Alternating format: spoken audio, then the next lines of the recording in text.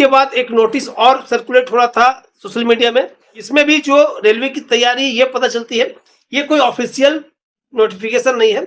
ये जो नोटिफिकेशन है ये फोटोकॉपी, मतलब कोई ऑफिशियल डाटा है और किसी को जब ये उनके हाथ लगा है तो उन्होंने अपने चैनल के लिए, अपने यूट्यूब चैनल के लिए, अपने सोशल मीडिया के लिए, बच्चों को इन्फॉर्मेशन देने के लिए इनका एक छोटा सा फोटो क्लिक कर लिया, जो कि इन्फॉर्मेशन इससे पता चल रही इसको देखने के बाद। यह फेक हो भी सकता, फेक हो, लेकिन ऐसा नहीं लग रहा कि ये फेक है। ये सब देख सकते हैं, यहाँ पर एक इन्फॉर्मेशन है कि पेट इज एक्सपेक्टेड ऑन स्टार्ट 27 मई 2026, 27 तारीख से स्टार्ट होने की संभावना का जो अब यहाँ पर दिख रहा, जो रेलवे की तैयारी, मतलब ये रेलवे की तैयारी बता रही थी, लेकिन ये कब का है ये तो बताना मुश्किल। अगर ये कोर्ट केस के बाद का है तो रेलवे को उम्मीद है कि, या रेलवे को 27 तारीख से पहले हमारा कुछ क्या है रिजल्ट आ जाएगा। और जैसा कि कोर्ट केस का इशू यहाँ पर दिख भी रहा है, जस्ट आप देख सकते हैं, आपका पेंडिंग सीएबी, मतलब पेंडिंग सीएबी का मतलब होता है कि आपका कोर्ट केस की पूरी सुनवाई हो चुकी है। ठीक है, तो इक्वालिटी जरूरी है। ऐसा नहीं है कि मेरे किसी पुराने वाले एक्ट अप्रेंटिस वाले बच्चे के साथ अन्याय हो या नए वाले एक्ट अप्रेंटिस वाले बच्चों के साथ अन्याय हो, ऐसा नहीं होना चाहिए। दोनों ही इंपॉर्टेंट है क्योंकि उन्होंने अपना बेशकीमती समय रेलवे को दिया, 1 साल दिया है। और जितने भी एक्ट अप्रेंटिस वाले बच्चे वो खुद जानते हैं कितना मेहनत और कितना परिश्रम होता है रेलवे में एक्ट अप्रेंटिस करने के दरमियान। जो किए हैं वही जानते हैं, वही समझ सकते हैं। उनको वाकई में वो हकदार होते हैं इस जॉब के, उनको मिलना चाहिए, उनको इजी वे में सिलेक्शन लेना चाहिए।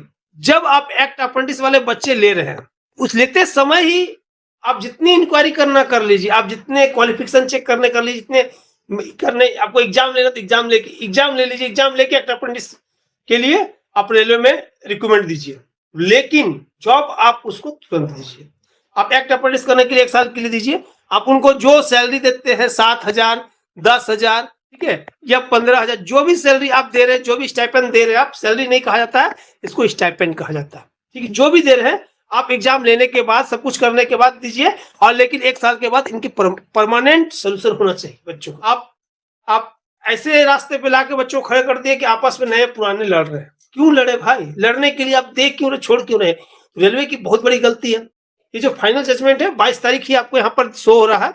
ठीक है, जो सीएबी का मतलब ही है कि आपकी पूरी सुनवाई कर ली गई है, बस आपका जो है फाइनल जजमेंट ही बचा हुआ है।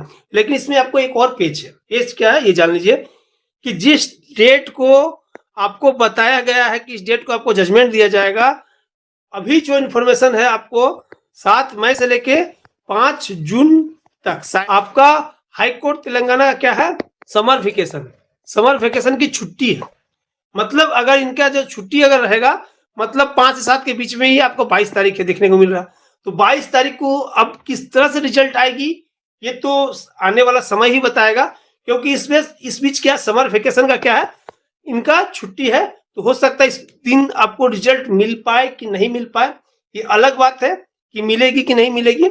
हम भी चाहेंगे, क्योंकि बहुत ज्यादा हो गया, इतना ज्यादा। पहले तो आपका वैकेंसी निकला 10th बनाम ITI कोर्ट केस, अभी नए वाले पुराने वाले बच्चों ने कोर्ट केस कर दिया। पुराने वाले कोर्ट केस अगर विथड्रॉ कर लेते हैं, क्या ऐसा हो कि अब कुछ नया सिस्टम आता है, जो नए वाले बच्चों को लगे कि नहीं हमारे साथ अन्याय हो रहा, वो कोर्ट केस में चले जाएंगे। मतलब ये कुछ अलग ही लेवल में अलग ही चीजें हो रही है। तो रिजल्ट मैं बात कर रहा था कि इस बीच इनका समर वेकेशन है, 22 तारीख को रिजल्ट किस तरह से देता है, या तो रिजल्ट उन्होंने अपना लिख लिया, सारा लिख के सब कुछ उनका PDF फॉर्मेट में तैयार है, रेडी है, हो सकता है 22 तारीख को सिर्फ अपलोड कर दिया जाए, क्योंकि अब तो आगे सुनवाई नहीं होगी, सिर्फ क्या है रिजल्ट देना है, जो उनको ऑर्डर है ऑर्डर देना है। ठीक है, हम भी देखते हैं, हमें भी काफी इंतजार है कि जल्दी से जल्दी रिजल्ट आ जाए।